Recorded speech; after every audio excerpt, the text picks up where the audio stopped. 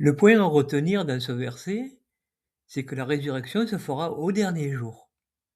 Jean chapitre 6 et le verset 44, Nul ne peut venir à moi si le Père qui m'a envoyé ne l'attire, et je le ressusciterai au dernier jour. Que voulait dire Jésus quand il dit qu'il ressuscitera au dernier jour? Qu'est-ce que ce dernier jour? C'est l'apôtre Paul qui répond à cette question. 1 Thessaloniciens chapitre 4 et verset 15. Voici en effet que nous vous déclarons d'après la parole du Seigneur, nous, les vivants, restés pour l'avènement du Seigneur, nous ne devancerons pas ceux qui sont morts. Car le Seigneur lui-même a un signal donné à la voix d'un archange, et au son de la trompette de Dieu, descendra du ciel, et les morts en Christ ressusciteront premièrement. On nous dit ici que la résurrection se fera à la venue de Jésus, ce qui montre bien que ceux qui sont morts dorment, car dans l'explication de Paul, les ressuscités le sont sur la terre. Ils montent de la Jérusalem céleste avec leur nouveau corps. Ecclésiaste chapitre 12, verset 6, Avant que le cordon d'argent se détache, que le vase d'or se brise, que le seau se rompe sur la source, et que la roue se casse sur la citerne. Il est question ici du cordon d'argent qui se détache. Et il est parlé un peu plus loin que l'esprit retourne à Dieu. Il est intéressant de voir que dans la mythologie grecque, il est parlé de 3 fileuses avec le fil de la vie. Ce fil est en fait coupé et il est gardé dans le ciel à un endroit précis, l'Hadès. Nous pouvons comprendre ici que ce sont des âmes des défunts qui sont gardées en sommeil avant la résurrection. Puisque la Bible dit que le cordon d'argent se rompt et que quelque chose retourne vers Dieu, nous pouvons supposer qu'il est parlé du cordon d'argent. L'âme serait donc inconsciente le temps d'un nouveau corps lui soit donné, c'est-à-dire au dernier jour, à la résurrection. Ce point est compréhensible puisqu'il s'agit de la même personne. Il ne s'agit pas d'une recréation de l'esprit, mais d'une recréation du corps. C'est ainsi qu'il faut voir la résurrection. Mais alors, que dire des EMI? Certains ont eu cette expérience de quitter leur corps à cause de la maladie, d'un accident, et on peut voir qu'ils sont nombreux dans ce cas.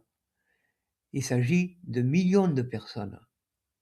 Nous pouvons comprendre que tant que le cordon n'est pas rompu, il est possible de quitter le corps. Le cordon d'argent est rattaché à ce corps, si bien que certains peuvent faire des voyages astraux. Ça a bien été le cas de l'apôtre Paul, qui a été emporté au ciel, au 3e ciel, c'est-à-dire au paradis de Dieu. Il n'est pas le seul dans ce cas. Pour en citer quelques-uns, il s'agit de Jean, de Daniel, Ézéchiel et bien d'autres qui ont vécu ce genre de situation. Cela nous montre que l'âme a besoin d'un corps pour pouvoir vivre. Autrement, elle est gardée en dormance.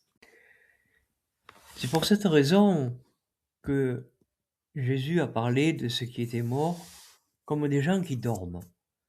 Le cordon d'argent est coupé et remonte au ciel.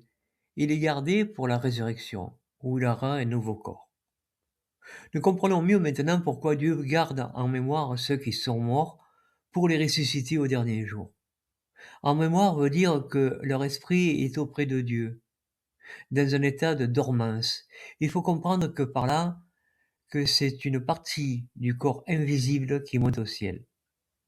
Il est dit par la suite, avant que la poussière retourne à la terre, comme elle y était, et que l'esprit retourne à Dieu qui l'a donné.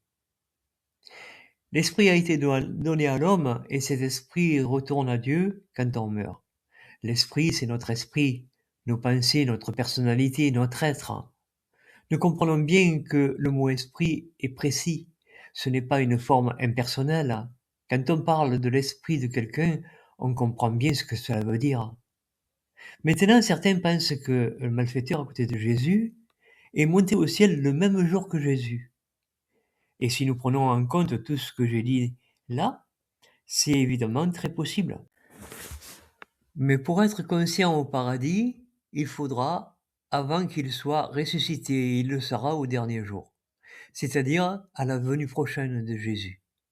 Jésus a été ressuscité le troisième jour, ce qui montre bien que pour vivre, il avait besoin d'un nouveau corps.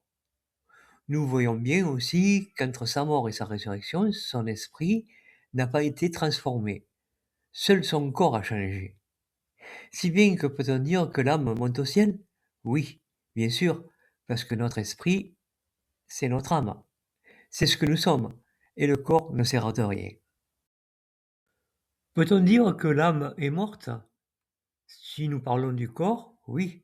Si nous parlons de l'esprit, il dort. Si bien que tout le monde a raison quand il parle de l'âme. Mais il nous faut être perspicace pour voir les détails. J'ai mis des années à comprendre ce sujet et en fait l'objet de plusieurs sorties du corps. J'ai fait des recherches sur la Bible pour savoir ce que j'avais vécu. Mais j'ai donc pris tout ce que je pouvais lire sur ce sujet pour en rechercher la vérité. Jean chapitre 6 verset 63 il dit « C'est l'esprit qui donne la vie, la chair ne sert de rien ». Et Jacques chapitre 2 le verset 26 « Oui, de même que le corps sans esprit est mort, de même aussi la foi sans œuvre est morte ».